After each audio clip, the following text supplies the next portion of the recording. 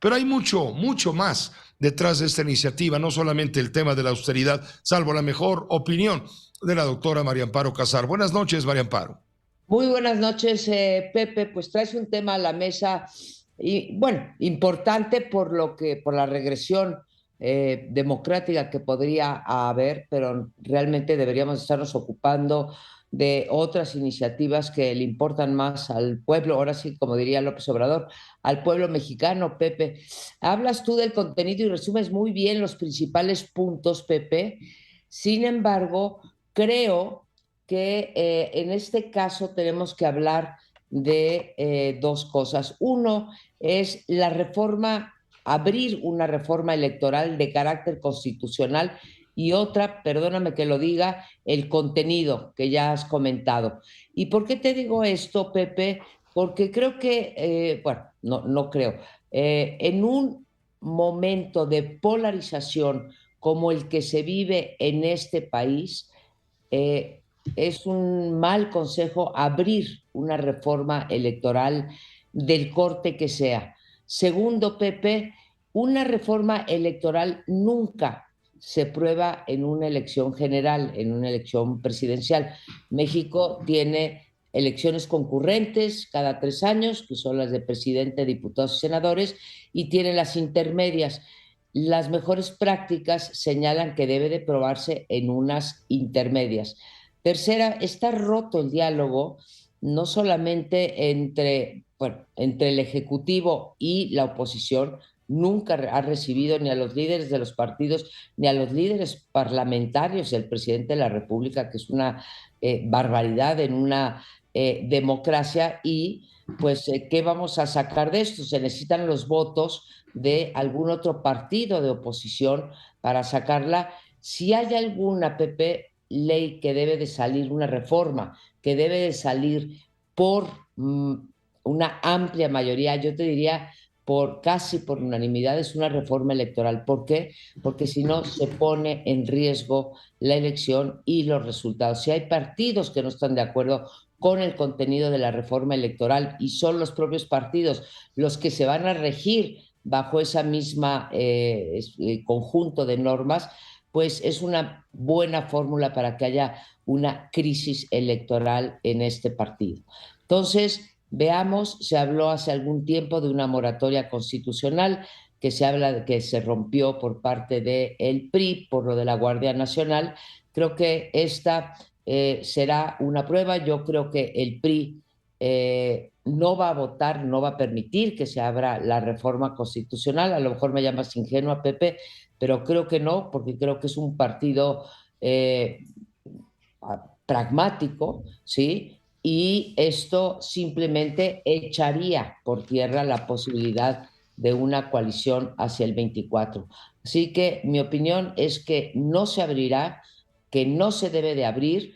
Y pues bueno, si quieres, dado este marco, Pepe, le entramos al contenido que tiene algunos puntos positivos, pero que buena parte de ellos son francamente regresivos si los Sí, comparo con claro, los claro. avances que hemos hecho en los últimos 20 años. En eso coinciden los analistas, que sería aprobar esta reforma sería como echar el reloj de la historia, pues echar el reloj de la historia muchos, muchos años atrás. Fíjate que el Instituto Nacional Electoral organizó una mesa que se llama Democracia sobre la Mesa, Sí. o Democracia en la Mesa, un programa estupendo que conduce Rubén Álvarez, el director de comunicación social del Instituto Nacional Electoral, y convocó a dos expresidentes del entonces IFE, el órgano ciudadano, el primer presidente de un órgano ciudadano electoral, que fue José Woldenberg, y también Leonardo Valdés Zurita. Estuvieron en esa mesa. Y Woldenberg, tal vez coincidas, te voy a poner un pedazo.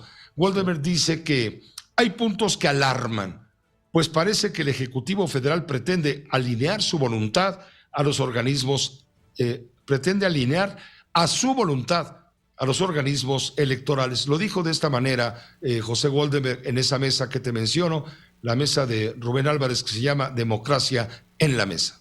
Yo creo que en esta iniciativa hay varios puntos, los medulares, que nos deberían de llamar a alarma.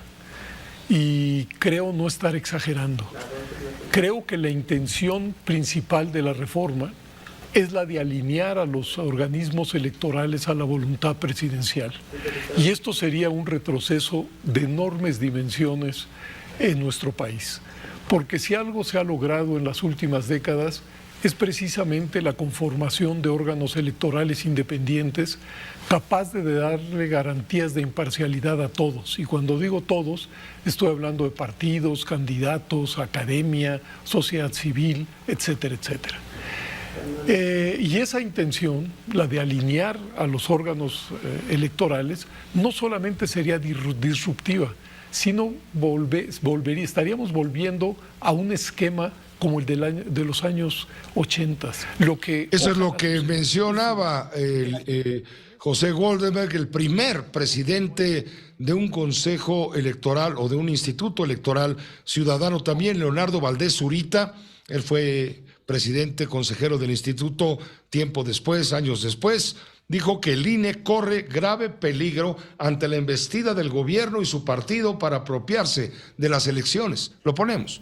Uno de los más grandes peligros de lo que estamos viviendo en términos de debate sobre una posible reforma electoral, yo diría que es el intento gubernamental y del partido en el gobierno de apropiarse de los órganos electorales. Pareciera que muchos autócratas en el mundo consideran que quien gobierna al árbitro electoral gana las elecciones. Y entonces ese pensamiento, que es un pensamiento muy elemental en términos de la modernidad que hemos desarrollado en el mundo democrático, los lleva a pensar que lo que tienen que hacer para perpetuarse en el poder es justamente adueñarse de los órganos electorales. Controlar, no desaparecer. Controlar, pero desaparecer en el sentido de cambiarlos, de modificarlos. Bueno, pues vaya que Leonardo Valdés Zurita, José Goldenberg y muchos le saben, María Amparo, le saben, porque conocen las tripas del monstruo. ¿Te parece que esta sería una reforma salta para atrás? Sin duda sería una reforma salta para atrás en el, no sé, en el 80-90% de su contenido. Pepe, la semana pasada tuviste a nuestro compañero, a nuestro colega Luis Carlos Ugalde, también presidente del INE, mandaste tú la grabación, la has difundido, y decía también, vaya, iba en el mismo sentido que estos dos ex consejeros presidentes del INE. Gravísimo lo que señalan de querer hacer un INE que responda a la voluntad de un presidente. Para eso tenemos normas, Pepe, y por eso debe de haber contrapesos. Hoy es Andrés Manuel López Obrador, mañana es otro que lo quiere a modo, y por eso te decía yo que creo que ni PAN, ni PRD, ni PRI, si son medianamente inteligentes, si son medianamente demócratas, creo que deberían de cerrar